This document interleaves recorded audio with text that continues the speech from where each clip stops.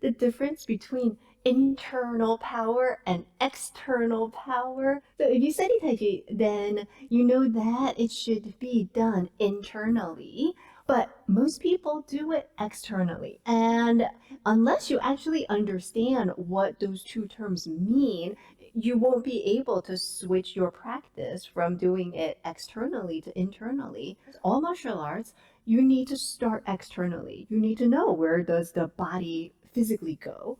But then for internal martial arts, we have to take that into the internal level. So you need to understand what does that even mean. A really easy way to visualize the difference, understand it, is if you think about an air hockey table. I'm sure we've all played air hockey where we were in the middle of the game and the money ran out and the air stopped.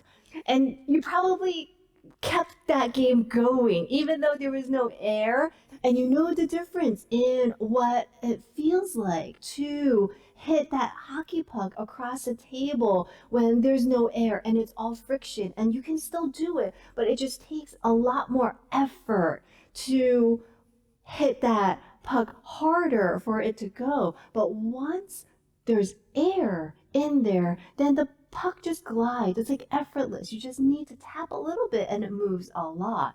That basically explains the difference of internal versus external.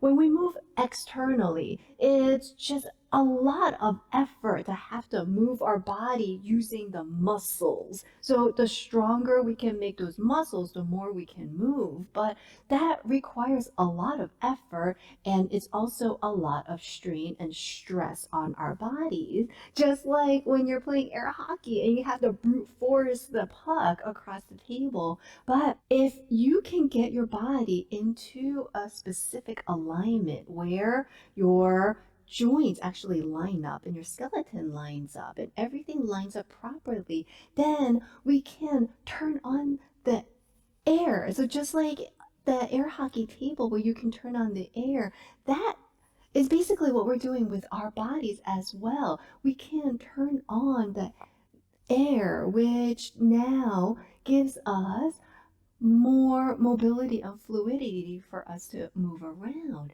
But just like the air hockey table, the air doesn't just go on its own. It has to be activated, and it requires a certain position for our bodies to be in. This winds up being the limitation for most people. We need this to be the air pump in our body. The air pump is ball shaped. If it's not ball shaped, then it can't activate the air. And this is where most people fall short. Unless you can actually get this part of the body to become ball shaped, then you won't be able to activate your internal power. Everybody is so obsessed about having like flat abs and making this part of the body like flat and slim.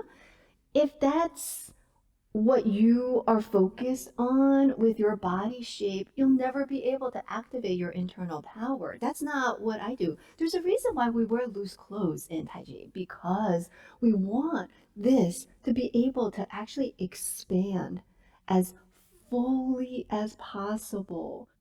I want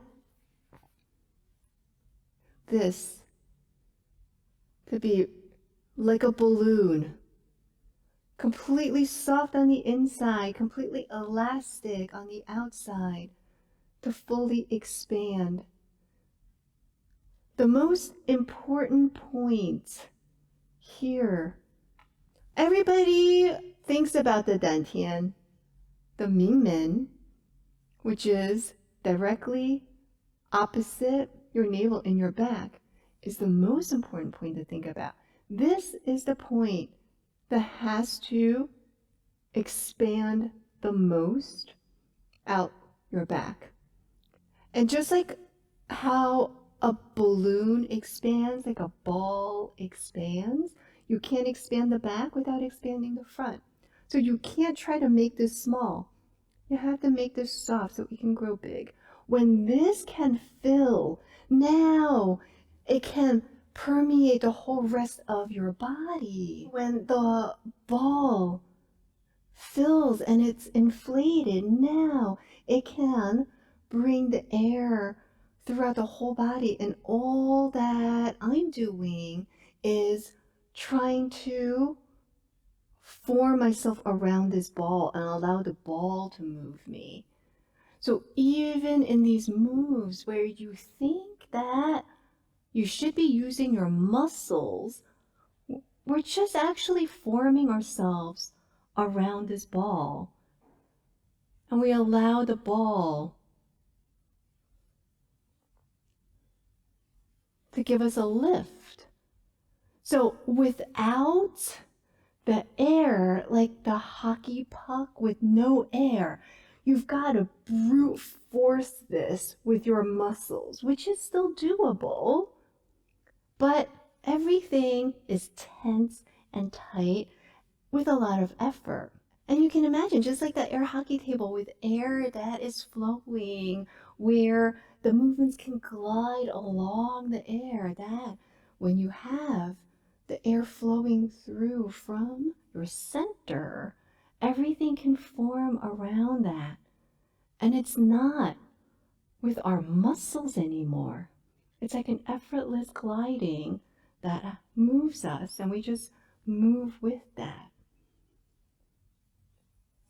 In every direction, we can flow because this is inflated and we're allowing that to flow through the body.